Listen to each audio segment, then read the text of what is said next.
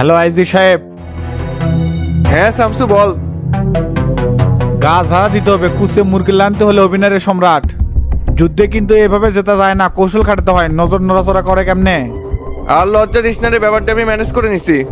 OC চাকরি তো খেবেরই ধরছিলাম, অনেক অনুনয় বিনয় করে ক্ষমা চালো। কি করবো, গরিব মানুষ, চাকরি চলে গেলে তো বউসল নিয়ে পদে বসবি। ঠিক আছে, সমস্যা নাই। সবসময় ভিলেন হলে তো চলবি না, মানবিকতাও তো দেখাতে হবে। তবে এই সম্রাট মনে রাখি, সেই শামসু কিন্তু সুযোগ দেয়, রিপিট হলে ছাড় দেয় না। শোনেক, বিদ্রোহী উদয়মানকে রিমান্ডে নিয়ে আমি আসতেছি। আচ্ছা ঠিক আছে।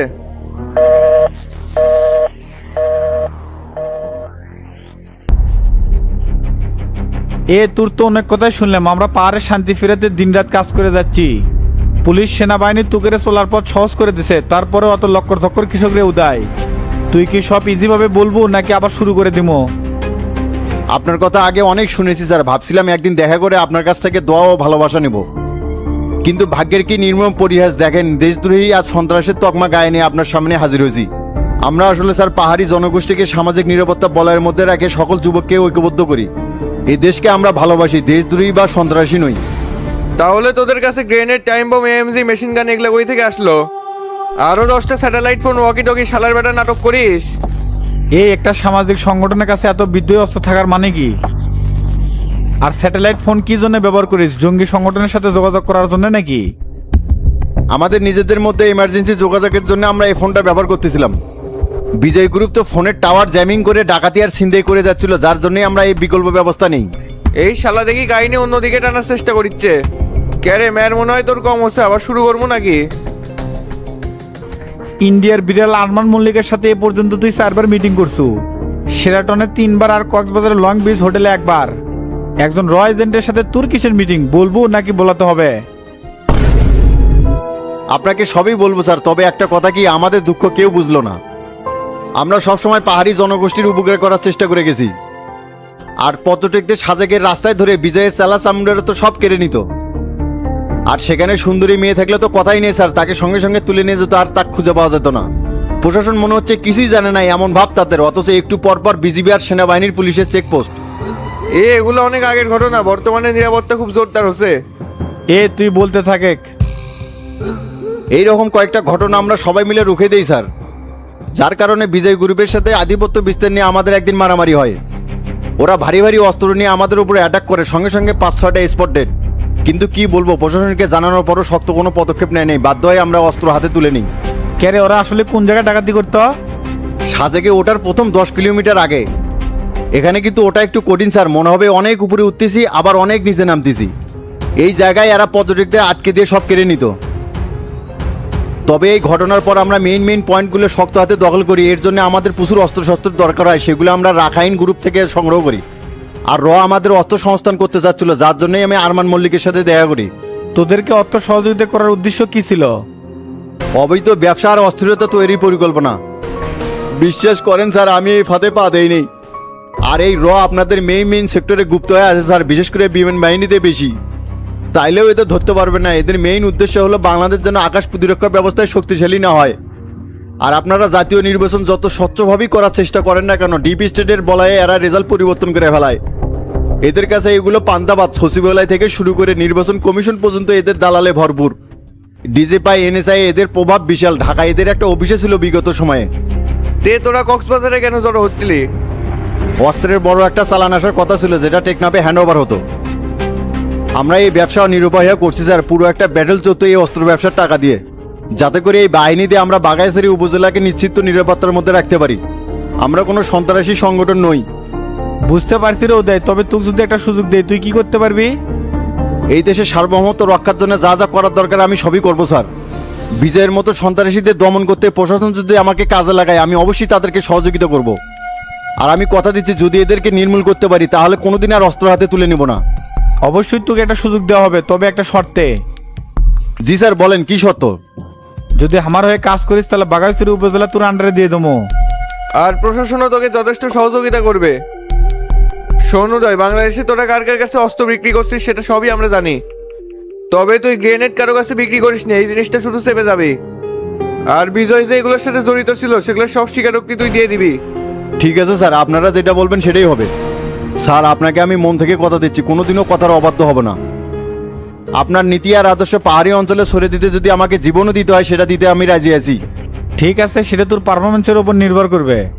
এ সম্রাট এক চালান করে দে। যেহেতু মিডিয়াটা জেনে গেছে তাই এক জামিন করে বের করতে হবে। আচ্ছা ঠিক আছে, আমি ব্যবস্থা করছি। এখানে কি আছেন? জি স্যার বলেন। জব্বার সাহেব কি আসছে? হ্যাঁ স্যার, ডিএজি স্যারও সাথে আছে। আচ্ছা ঠিক আছে, আপনি একে লগাবে রেখে ডিআইসি কামরুলকে পাঠিয়ে দেন। Okay sir.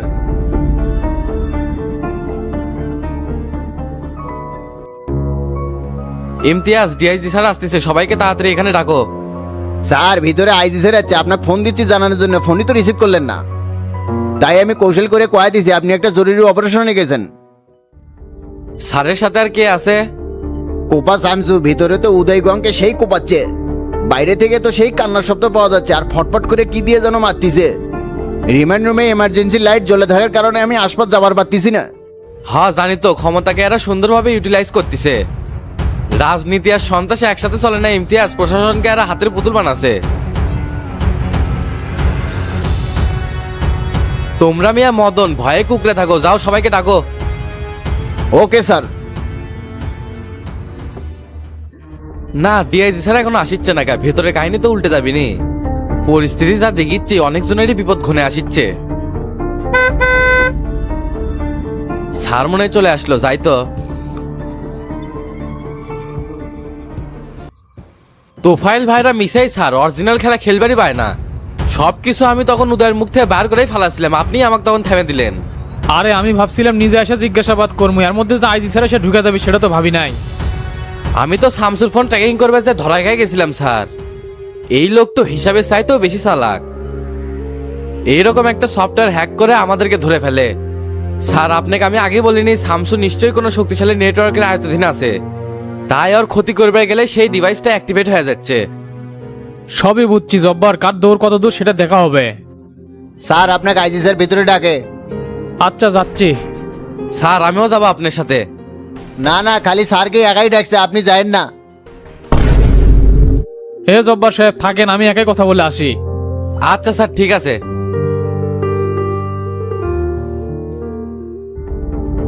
আরমান মল্লিককে যে করে হোক ধরতে হবে শামসু, দেরি হলে কিন্তু ক্ষতি হয়ে যেতে পারে। টেনশনের কিছু নেই, লাটাই তো হাতে আছে, ঘুড়ি কতদূর উপরে ওঠে সেটা দেখা যাবে নি। আরমান মল্লিকের সকল ডাটা আমার কাছে আছে, আজকের মধ্যেও গ্রেপ্তার করব। আর সেলিম ভাই স্বরাষ্ট্র দপ্তরে বসে কি ঘুমাচ্ছে নাকি? এই লোক তো দেখেছি ঠিক মতো দায়িত্ব পালন করে পারছে না। না না স্যার অ্যাক্টিভ আছে, খালি তোর কথা ভেবে এখনো পদত্যাগ করেনি, যাতে করে তোর সর্বোচ্চ নিরাপত্তা বজায় রাখতে পারে। স্যার আসসালামু আলাইকুম। ওয়ালাইকুম আসসালাম কামরুল সাহেব, ঢাকা বিভাগের দায়িত্ব ব্যয় তো ঠিক মতো দায়িত্ব পালন করে পারছেন না। কাশেম টিভি আর তোফাইলের জুট মিলে কেরা হামলা করলো, এলে কি বের করতে পারছেন? স্যার আমরা এদেরই তদন্ত করেছিলাম, সেই সূত্র ধরেই বিজয় আর উদয়কে গ্রেপ্তার করি। আপনার ধারণা ভুল আছে, বিজয়ই এগুলো করতো আর উদয় তো এদের প্রতিদ্বন্দ্বী ছিল। আপনি বিজয়কে ভালোভাবে ইন্টারোগেট করবেন, যেভাবেই হোক এই অপরাধীদেরকে খুঁজে বের করতে হবে। কিন্তু স্যার বিজয়ের স্বীকারোক্তি অনুযায়ী উদয় এগুলা হ্যান্ড ওভার করছে। আপনাকে বলদ বানাছে মিয়া, সকল কালপিটের মূল হতে হচ্ছে ওই শালা। পাহাড়ি অঞ্চলে সন্ত্রাসী রাজত্ব কায়েম করছে, ওর মুখ থেকে সবকিছু বের করতে পারবেন। ঠিক আছে স্যার, আর উদয়কে কি করবো তাহলে? একে চালান করে বিজয়কে ইন্টিগ্রেট করে বিষয়টা তাড়াতাড়ি সমাধান করেন। Okay sir.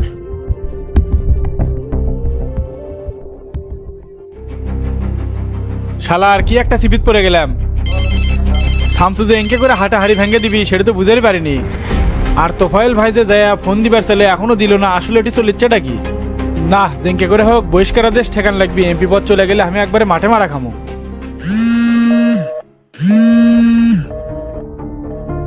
হ্যাঁ রহমত, কি খবর? স্যার এদিক তো একটা কাহিনী ঘটে গেছে, শামসুর লোকজন তো আপনাকে ধরে বেড়াচ্ছিল। কি বলো, এত বড় সাহস আমাকে ধরবে আসে মানে? জি স্যার, আর যে হুমকে দিয়ে গেছে না আপনাকে বলে যেটি পাবি সেটি ফেলে দিবি। আর এরা তো বাটুলের ছাড়েইনি, না জানি কি কি পরিকল্পনা করিচ্ছে স্যার, আমার তো সেই ভয় লাগিচ্ছে। এ রহমত, তোমার ভয় করার দরকার নাই, তুমি চুপচাপ থাকো, আমি বিষয়টা দেখিচ্ছি। Okay sir. আজকের অনুষ্ঠানে উপস্থিত সভাপতি মহোদয় এবং উপজেলার সকল সভাপতি ও সেক্রেটারিদের জানাই সংগ্রামী সালাম, আসসালামু আলাইকুম। প্রিয় ভাইরা, আমার বক্তব্যের শুরুতেই বলতে চাই, দায়িত্ব মানে ধরে মরে খাওয়া না। আমরা রাজনীতি কেন করি? মানুষের সেবা এবং আধুনিক সমাজ গড়ে তোলার জন্যে। কিন্তু খুবই দুঃখের সাথে বলতে হয়, এটা আমরা আজ দেখতে পারতেছি না। চারিদিকে টেন্ডারবাজি, চাঁদাবাজি, অবৈধভাবে জমি দখলের ব্যবসা করে যাচ্ছে রাজনৈতিক সাইনবোর্ডের আড়ালে। এক একজনের ব্যাপারে তো এও শুনছি যে বিরোধী দলের নেতাদের সাথে মিলে মাদকের ব্যবসা করে যাচ্ছে। আমাদের কি ন্যূনতম লজ্জা ও দায়িত্ববোধ এই দেশ ও জনগণের জন্য আছে? নাই। নীতি ও আদর্শের ফায়দা নিয়ে যারা এগুলো উল্টাপাল্টা করতেছে, আমরা জানি কারা এর সাথে জড়িত। তাদের স্পষ্টভাবে হুঁশিয়ার করে দিতে চাই, পালানোর পথ খুঁজে পাবা না। ভালো হয়ে যাও, এলাকার মানুষকে নিরাপত্তা দাও, মৌলিক নাগরিক অধিকার বাস্তবায়নের জন্য মেধাভিত্তিক কাজ করো। সবার উদ্দেশ্যে বলতে চাই, রাজনৈতিক নোংরামোগুলো পরিহার করে মানুষের সেবাগুলো নিশ্চিত করি।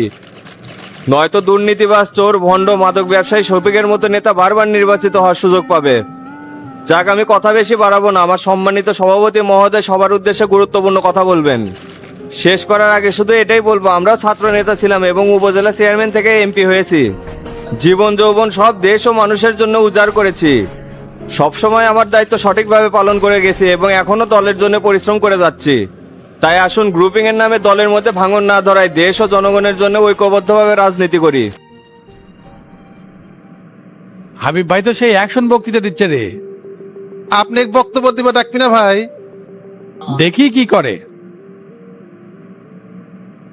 এখন আমাদের মাঝে বক্তব্য নিয়ে আসতেছেন বগুড়া জেলার সম্মানিত সভাপতি আফজাল মাস্টার। আমরা তার জন্য গর্ববোধ করি। আশা করি তার দিক নির্দেশনামূলক বক্তব্য মনোযোগ দিয়ে শুনবো। এই বলে আমি আমার সংক্ষিপ্ত বক্তব্য শেষ করছি। জয় হোক জনতা পার্টি, জয় হোক মেহনতি মানুষের। আসসালামু আলাইকুম। শেষে আসে যে তেল মারল রে ডন, হাবিব ভাই এলাকা আবার খুবই ওস্তাদ। সেটাই তো হলো ভাই, আপনাকে তো ডাকলো না, সভাপতি বক্তব্য দিলেই তো প্রোগ্রাম শেষ। এখন বক্তৃতা না দেওয়াই ভালো হবে, খালেদ যে অপবাদ চেপে আছে মুখ দিয়ে কথাই বাড়াবি না। চুপ করে, মাস্টার দেখি কি গুরুত্বপূর্ণ কথা কয়। আসসালামু আলাইকুম। সবাই কেমন আছেন? জানি প্রতিনিয়ত সবাই ভালো থাকার চেষ্টা করে যাচ্ছি, তবে যারা জীবনের হিসাবগুলো এলোমেলো করে চলার পথকে কঠিন করে তুলেছেন, পাপের বোঝা বাড়তে বাড়তে মনের কলবও নাই হয়ে গেছে, রাতের বেলা ঘুমের ট্যাবলেট ছাড়া ঘুম ধরে না, আল্লাহ তাদের হেদায়েত করুন, সঠিক পথ দেখান। আজকের এই অনুষ্ঠানের অনেক গুরুত্বপূর্ণ অর্থই রয়ে গেছে। তার আগে আমি বলতে চাই, আমরা জেলা কমিটি অনেকদিন ধরেই প্রত্যেকটা উপজেলার কমিটির উপর কড়া নজরদারি রেখে যাচ্ছিলাম। তাই কার কি পারফরমেন্স সেটা সম্পর্কে আমরা অজানা নই। মনে রাখবেন, রাজনীতিকে যদি কামাইয়ের লাইন ধরে মানুষের ন্যায্য অধিকার থেকে বঞ্চিত করি, তাহলে জনগণ ভালোবাসার পরিবর্তে অভিশাপ দিবে। কৌশল করে এসব অপকর্ম পৃথিবীর আদালতে পার পেয়ে গেলেও হাসরের ময়দানে সবাইকে ঠিকই জবাবদিহি করতে হবে। রাজনীতির নামে সেবা করতে এসে মানুষের হক মেরে যাচ্ছেন। মনে রাখবেন, বান্দার হক মারার পাপ আল্লাহ কখনো ক্ষমা করেন না যদি বান্দা নিজে না ক্ষমা করে। প্রিয় ভাইরা আমার, আজকের এই উপস্থিতি দেখে আমার খুবই ভালো লাগতেছে, তবে কিছু কিছু কর্মকাণ্ডে আমি খুবই ব্যথিত। বিশেষ করে নির্বাচনে আমাদের ব্যর্থতা, যার ফল আমরা দীর্ঘ 1 মাস ধরে দেখে যাচ্ছি। শফিক কিভাবে বগুড়া জেলাতে মাদক, চাঁদাবাজি, সন্ত্রাসী সিন্ডিকেট গড়ে তুলেছে, এমনকি চুরির মতো নিকৃষ্ট কাজও তার দ্বারাই সংঘটিত হচ্ছে। এগুলোতে সহযোগিতা কারা করছেন? নাগরিক পার্টি, জনকল্যাণ পার্টি নাকি ওয়াকার্স পার্টি? আমাদের দলেরই কিছু কুলাঙ্গার জনগণের ঘাড়ে বসে জমজুতের মতন এসব কাজ করে যাচ্ছে। আরো হুঁশিয়ার করে বলে দিতে চাই, দলের ক্ষমতাকে পুঁজি করে শফিক যে অপকর্ম চালিয়ে যাচ্ছে, জনগণ তার হিসাব বুঝে নিবে। মনে রাখবেন, চোরেরা কখনো জনগণের কল্যাণের জন্য কাজ করে না, স্যুটটাই পরে দেশের টাকা চুরি করে বিদেশে পাচার করে বেগমপাড়া তৈরি করে। বিপদ দেখলেই তারা সরে পড়ে পরিস্থিতির সুযোগে। এই বর্গিরাই আবার ফিরে আসে জনগণের সামনে কেঁদে কেঁদে ভোট চায়, আর আমরা অভাগা জাতি পুনরায় তাকে ভোট দিয়ে আবার এই অপকর্মগুলো করার সুযোগ দেই। আমরা আর ভুল করতে চাই না, সংস্কার করে জেলার সাথে সাথে পুরো দেশকে এগিয়ে নেব। প্রিয় সাথী ভাইয়েরা আমার, বগুড়ার 12টি উপজেলার রেটিং তৈরি করেছি। এখানে ভালো ও খারাপ কাজের তারতম্যের রেশিও তৈরি করা হবে। যাদের ভালো কাজের পরিমাণ বেশি হবে তাদের কৌশলগত সুবিধার আওতাধীন করব, যাতে কর্মী ও সংগঠন চালাতে অর্থ সহায়তা পায়। আর যারা মাইনাস ফিগারে থাকবেন, কপাল পোড়াদের আরো স্পষ্টভাবে বলতে চাই, ভালো হওয়ার চেষ্টা করেন, জনগণকে বুকে টেনে নেন, তাদের সেবাটা নিশ্চিত করতে পারলেই নেতা হতে পারবেন। আরও মনে রাখবেন, মানুষকে কষ্ট দেবেন, জুলুম করবেন, অভিশাপ কুড়াতে হবে। সামনে এসে ভয়ে ভাই বলে সালাম দিলেও 2 পা পিছিয়ে যেতেই পেছন থেকে চুদির ভাই বলতে কেউ দ্বিধাবোধ করবে না। তাই আসুন, জনতা পার্টির উদ্দেশ্য বাস্তবায়নের জন্য ঐক্যের সাথে সবাই নিজেদের বিলিয়ে দেই। আমরা বিগত 1 বছর ধরে প্রত্যেকটা কমিটির উপর জরিপ চালিয়েছি। অলরেডি তাদের একটা লিস্ট আমাদের হাতে চলে এসেছে। এই পাবলিকলি তাদের নাম ঘোষণা করতে চাচ্ছি না। আর যারা জেলার প্রেসিডেন্ট সেক্রেটারির কমান্ড না মেনে শফিকের ভোট করে গেছে, তাদের প্রত্যেক প্রেসিডেন্ট সেক্রেটারিকে জবাবদিহিতা করতে হবে। অলরেডি তাদের একটা লিস্ট আমাদের হাতে চলে এসেছে। এই পাবলিকলি তাদের নাম ঘোষণা করতে চাচ্ছি না। যে কমিটির বিরুদ্ধে দুর্নীতির প্রমাণ পাওয়া যাবে সঙ্গে সঙ্গে সেই কমিটি বিলুপ্ত ঘোষণা করা হবে। প্রিয় ভাইরা আমার, আমি আর বেশি কথা বাড়াবো না। আশা করছি সবাই ফিরে গিয়ে নিজ নিজ কার্যক্রম শুরু করব। তাই সবার প্রতি ভালোবাসা ও দোয়া রেখে বলতে চাই, আসুন দেশটাকে নিরাপদে রাখি এবং সার্বভৌমত্ব গড়ে তুলি। সব দলের ভাষা হয়ে নিজেদেরকে মানুষের কল্যাণে বিলিয়ে দেই। এই বলে আজকের প্রোগ্রাম এখানেই শেষ করলাম। জয় হোক জনতা পার্টির, জয় হোক মেহনতি মানুষের। সবাই ভালো থাকবেন, সুস্থ থাকবেন। আসসালামু আলাইকুম। ভাই আসসালামু আলাইকুম। ওয়ালাইকুম আসসালাম। কেড়েটুকু এখনো তুই বাড়িতে যাস নাই? ভাই আপনার সাথে তো কথা কবে চাচ্ছিলাম, সেই সুযোগ খুঁজতে খুঁজতে তো দেরি হয়ে গেল। তা কি কবু ক? আপনি তো ভোটের মধ্যে অনেকবারই কল দিয়েছিলেন, রিসিভ করিনি। কি করবো কন, পরিস্থিতির শিকার আছিলাম। শফিক এমন ভাবে অক্টোপাসের মতো ধরছিল, মুখের উপর না করে পারিনি। তুই যে যারে নন্দীগ্রামের উপজেলার সেক্রেটারি পদ কিন্তু তোদাই দিছিল, খারাই ভুলে গেছু। শালার বেটা, আমি ফোন দিলে পরিস্থিতি দোয়াই দেখাস না, আর তলে তলে তো শফিকের দালালি করে গেছু। আজকে তোর নেতার অবস্থা কুটি, চুরিচা পানি করে এলাকার থেকে ভাগছে। বাড়ির যে টিভির সামনে বসে থাকা, কিছুক্ষণের মধ্যে জানা পারবো তার এমপি সিআর নাই হয়ে গেছে। ভাই আমার ভুল হয়ে গেছে, এত কিছু তো হয়ে যাবে আমি বুঝতে পারিনি। তাই আর এটা নিয়ে মনে কষ্ট রাখেন না। তুই কি পাগলা হসুবে? তোর পদ কিভাবে না থাকে সেই ব্যবস্থা করবো। ওই কমিটির সহসভাপতি মস্তাক আছে না, হক বানামো সেক্রেটারি। ভাই ওইও তো দুর্নীতি আর চাঁদাবাজের সাথে যুক্ত। এ মাদারে, নিজের সরকারি তেল দে, ওর চিন্তা তোর করা লাগবি না। তোর যদি আর কোনো কথা থাকে ক, না হলে আমি চলে যাবো। তোর সাথে কথা কর সময় নাই। ভাই যদি কিছু খরচাপাতি করা লাগে তাও রাজি আছি, মনটা একটু নরম করেন। যেহেতু ভুলটা আপনার কাছে হচ্ছে, আপনার কাছে শুধাতে চাই। আমি কথা দিচ্ছি ভাই, যতদিন দায়িত্বে আছে আপনার সাথে কোনোদিন দুই নাম্বারই করবো না। আমাকে যদি বিশ্বাস নাই করেন, মসজিদের ভিতরে যায় শপথ করতে রাজি আছি। তোর উপর তাই বিশ্বাস আমার উঠে আছে। শফিক তোর সাথে দুই নাম্বারই করছিল, তার সাথে যা যোগ দিছু। যা যা চলে যা, এটা কথা কে লাভ হবে না রে। বুঝতে পারছি ভাই, এখন খুব রেগে আছে, রাগ কমলে দেখা করা লাগবে। এ ডনে, গাড়িটা বাই কর।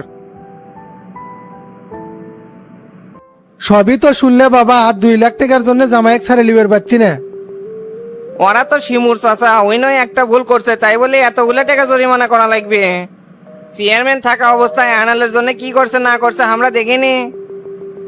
অনেক বুঝাছি বাবা, তারা তো 5-এর কমে শিকারই হয় না। টেকা না দিলে বলে তাং না খিলে মেরে ফেলে দিবি। কি করবেন, ক্ষমতা আছে তার অপব্যবহার করিচ্ছে। তাহলে 2 লাখ নিবে চাচ্ছেন নাকি? আমার নিয়ম কানুন সব জানা আছে তো। 2 লাখই লিবার চাচ্ছি, তে কি নিয়ম কানুন বাবা? লাখে 15,000, 2 লাখ নিলে 30,000 টাকা প্রতি মাসে। এত টাকা? আমি তো মনে করছি 2 লাখে 5,000 টাকা সুদ আসবি।